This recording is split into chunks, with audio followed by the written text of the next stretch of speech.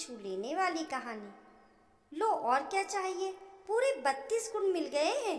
उर्मिला बुआ ने बड़े गर्व से डाइनिंग टेबल पर नाश्ता करते हुए श्रीवास्तव परिवार के सामने सेजल की जन्मपत्री रख दी। आप हाफ क्यों रही हैं, बैठिए तो सही। मदन मोहन जी ने खाली कुर्सी की ओर इशारा करते हुए कहा। मदन, तू तो बस बात ही मत कर, जाने कौन सा राजकुमार ढूंढकर लाएगा बेटी के लिए। कितने रिश्ते लेकर आई हूँ, एक भी पसंद नहीं आता। अरे, नाक पर मक्खी ही नहीं बैठने देते तुम लोग। बेटी को बुढ़ी करोगे क्या, घर में बिठा कर। गोपू के हाथ से पानी का गिलास लेकर बुआ गट गट गटक गई। मदन मोहन, सेजल और उसका भाई कृष्ण यानी नितांत मजे से कुरकुरे टोस्ट कुतर रहे थे।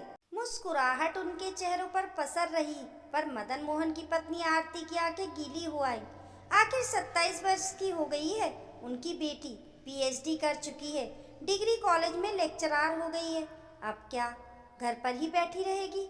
मदन ने तो जाने कितने लड़के बताए अपनी पत्नी को, पर आरती जिद पर अड़ी ही रही कि जब तक लड़के के पूरे गुण नहीं मिलेंगे तब तक सेजल के रिश्ते का सवाल ही नहीं उठता।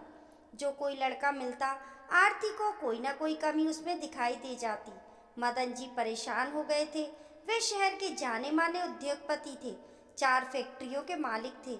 उनकी बेटी के लिए कितने ही रिश्ते लाइन में खड़े रहते, पर पत्नी थी कि हर रिश्ते में कोई ना कोई अड़ंगा लगा देती। और उनका साथ देती उर्मिला बुआ। उर्मिला बुआ 80 साल से ऊपर की हो गई होंगी। मदन जी ने तो अपने बचपन से उन्हें यहीं देखा है। उनके पिता उमाचरण श्रीवास्तव की छोटी बहन है उर्मिला बुआ। बचपन में ही बुआ का ब्याह हो गया था। ब्याह हुआ और 15 वर्ष की उम्र में ही विधवा हो गई थी। माता पिता तो पहले ही चल बसे थे, अतः अपने इकलौते भाई के पास ही वे अपना जीवन व्यतीत कर रही थी। घर में कोई कमी तो नहीं थी।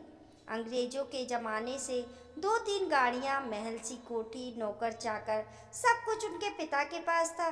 फिर उमाचरण इतने प्रबुद्ध निकले कि जयपुर शहर के पहले आईएएस अफसर बने। उनके ही पुत्र मदन मोहन है। मदन की पत्नी आरती वैसे तो शिक्षित है, एमए पास है, पर ना जाने उनके और उर्मिला बुआ के बीच क्या खिचड़ी पकती रहती है कि आरती की हंसी ही गायब हो गई है। उन्हें हर पल अपनी बेटी की ही चिंता सताती है। मदन ने अपनी बुआ के साथ अपनी पत्नी को हमेशा खुसुर फुसुर करते ही पाया है। उर्मिला बुआ के मन में ये विश्वास पत्थर की लकीर सा बन गया था कि उनका वैधव्य उनकी जन्मपत्री न मिलने के कारण ही हुआ है। उनके पिता व भाई आर्य समाजी विचारों के थे और कुंडली आदि मिलाने में उनका कोई विश्वास नहीं था। उमाचरण के बहुत करीबी दोस्त सेठ भरत जी ने अपने बेटे सचिन के लिए उर्मिला बुआ को मांग लिया था और फिर बिना किसी सामाजिक दिखावे के उनका विवाह सचिन से कर दिया गया था। श्रीवास्तव जी का विचार था कि वे अपनी पुत्रवधू को बेटी से भी ज़्यादा स्नेह व ममता से सींचेंगे और उसको अच्छी से अच्छी शिक्षा देंगे। लेकिन विवाह के 8 दिन भी नहीं हुए थे कि कोठी के बड़े से बगीचे में नवविवाहित सचिन सांप के काटने से मर गया। जुड़वा भाई सौरभ चीखे मार मार कर अपने भाई को झंझोड़ रहा था। पल भर में ही पूरा वातावरण भय और दुख का पर्याय बन गया था। उर्मिला ठीक से विवाह का मतलब भी कहाँ समझ पाई थी, तब तक कि विधवा की काली माँ ने उसे निगल लिया। कुछ दिन तक वह ससुराल में रही। सेठ भारत के परिवार के लोगों ने उर्मिला का ध्यान रखने में कोई कसर नहीं छोड़ी थी, परंतु वहाँ वह बहुत भयभीत हो गई थी। मस्तिष्क पर इस दुर्घटना का इतना भयंकर प्रभाव पड़ा था कि रात को सोते सोते भी वह बहकी बहकी बातें करने लगी। थक कर इस शर्त पर उसे उसके माता पिता के पास भेज दिया गया कि वह उनकी अमानत के रूप में वहाँ रहेगी। उर्मिला की पढ़ाई फिर से शुरू करवा दी गई। कुछ सालों बाद श्रीवास्तव जी ने सचिन के जुड़वा भाई सौरभ से उसका विवाह करने का प्रस्ताव रखा। कुछ समय तक सोचने समझने के बाद भारत जी के परिवार ने प्रस्ताव स्वीकार कर लिया, परंतु उर्मिला ने तो जो ना की हट पकड़ी तो छोड़ने का नाम ही नहीं लिया। बहुत समझाया गया उसे, पर तब तक वह काफी समझदार हो चुकी और उसे विवाह व विधवा का अर्थ समझ में आने लगा था। उसका कहना था कि एक बार उसके साथ जो हुआ वही उसकी नियति है, बस अब वह पढ़ेगी और शिक्षिका बनकर जीवन यापन करेगी। फिर किसी ने उससे अधिक जिद नहीं की। इस प्रकार माता पिता की मृत्यु के बाद भी उर्मिला इसी घर में रह गई। मदन से लेकर उनके बच्चे, घर के नौकर चाकर, यहाँ तक कि पड़ोसी भी उन्हें प्यार से उर्मिला बुआ कहकर पुकारने लगे थे। यद्यपि उर्मिला बुआ अब काफ़ी बूढ़ी हो गई थी, फिर भी घर की हर समस्या के साथ वे जुड़ी रहती। उन्होंने आरती को अपना उदाहरण देकर बड़े विस्तार से समझा दिया था कि घर की इकलौती लाडली सेजल का विवाह बिना जन्म पत्री मिलाए ना करे। बस आरती के दिलो दिमाग पर उर्मिला बुआ की बात इतनी गहरी समा गई कि जब भी उनके पति किसी रिश्ते की बात करते, वे उर्मिला बुआ की ओट में हो जाती। उन्होंने ही उर्मिला बुआ को हरी झंडी दिखा रखी थी कि वे स्वयं जाकर पीढ़ियों से चले आ रहे पंडितों के उस परिवार के श्रेष्ठ पंडित से जन्मपत्रियों का मिलान करवाएं, जिसे बुआ शहर का श्रेष्ठ पंडित समझती हैं। वैसे आरती का विवाह भी तो बिना जन्मपत्री मिलाए हुआ था और वह बहुत सुखी थी, पर सेजल के मामले में उर्मिला बुआ ने ना जाने उन्हें क्या घुटी पिला दी थी कि बस। आज उर्मिला बुआ सुबह ही नहा धोकर ड्राइवर को साथ लेकर निकल गई थी। बुआ बेशक विधवा थी, पर सदा ठसक से रहती थी। ड्राइवर के बिना घर से बाहर ना निकलती। उनके पहनावे इतने लकदक होते जो उनके व्यक्तित्व में चार चांद लगा देते थे। कहीं भी बिना जन्मपत्री मिलाए विवाह की बात होती तो वे अपना मतभेद प्रकट किए बिना ना रहती। घर के सदस्य बेशक उर्मिला बुआ की इस बात से थोड़ा नाराज रहते, पर कोई भी उनका अपमान नहीं कर सकता था। सब मन ही मन हंसते बुदबुदाते रहते। आज फिर उर्मिला बुआ सेजल की जन्मपत्री किसी से मिलवा कर लाई होंगी। सबने मन ही मन सोचा। गोपू ने बुआ के सामने नाश्ते की प्लेट रख दी थी और टोस्टर में से टोस्ट निकालकर मक्खन लगा रहा था। तभी बुआ बोली, अरे गोपू, मैं किसके दांतों से खाऊंगी ये कड़क टोस्ट। ला मुझे बिना सिकी ब्रेड और बटर बाउल उठा दे। और हाँ, मेरा दलिया कहाँ है? गोपी ने बुआ के सामने उनका नाश्ता लाकर रख दिया। आज बुआ कुछ अलग ही मूड में थी। क्यों आरती, तुम क्यों चुप हो और तुम्हारा चेहरा इतना फीका क्यों पड़ गया है? बुआ ने एक चम्मच दलिया मुंह में रखते हुए आरती की ओर रुख किया। आरती कुछ बोली तो नहीं।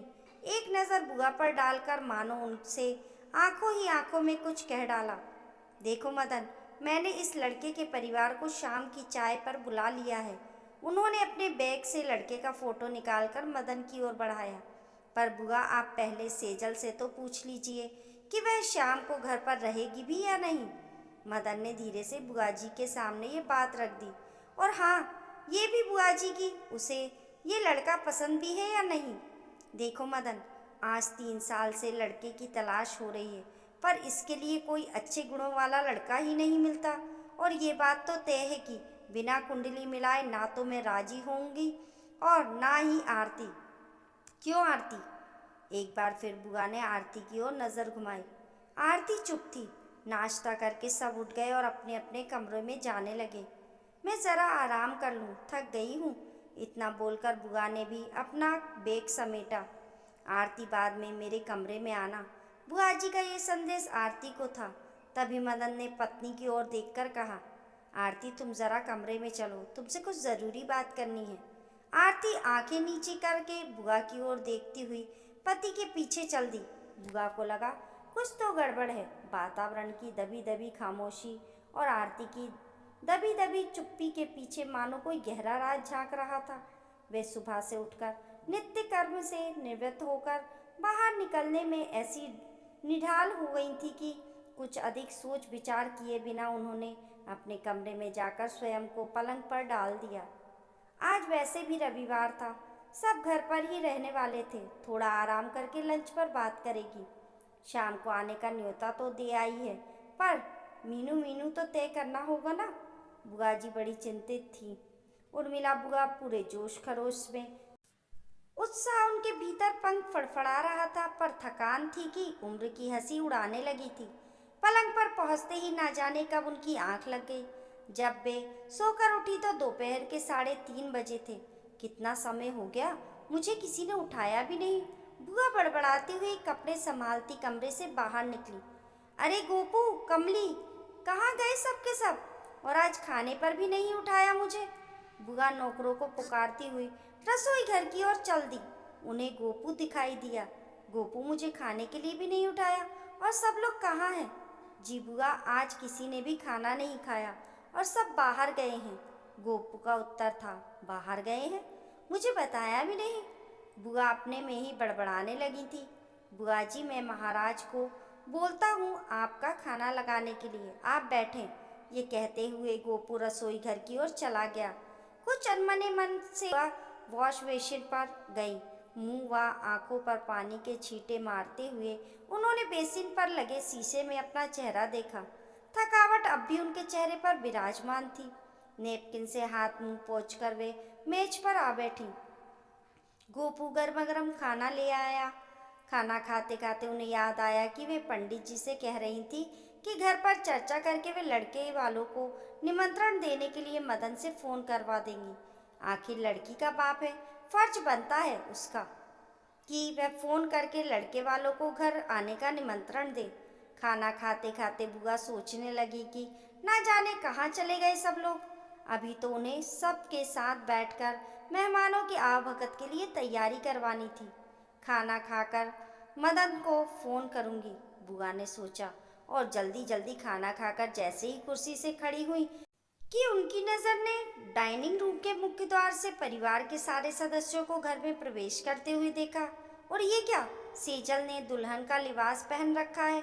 उन्हें आश्चर्य हुआ और वह उनकी ओर बढ़ गई। आरती के अलावा परिवार के सभी सदस्यों के चेहरे पर हंसी थी और आंखों में चमक। लो, बुआ जी भी आ गई।